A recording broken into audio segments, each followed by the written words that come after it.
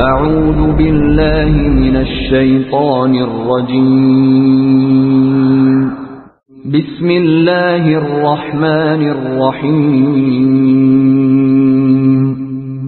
به نام خداوند بخشنده مهربان.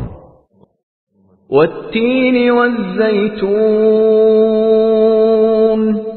سوگند به انجیر و زیتون. وطور سینین. و سوگند به طور سینا. و هذا البلد الامین. و سوگند به این شهر امن. لقد خلقنا الانسان فی احسن تقویم. یقینا ما انسان را در بهترین صورت و هیئت آفریدیم. ثم رددناه اسفل سافلین. سپس او را به پایین ترین مرحله برگرداندیم.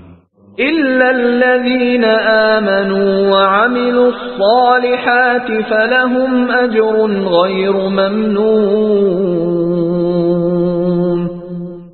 مگر کسانی که ایمان آوردند و کارهای شایسته انجام دادند، پس برای آنها پاداشی قطع نشدنی است.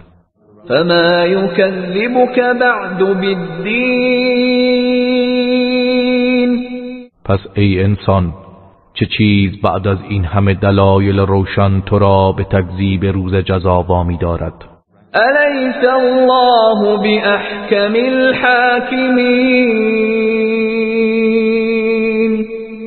آیا خداوند بهترین داوران به حکم مطلق نیست؟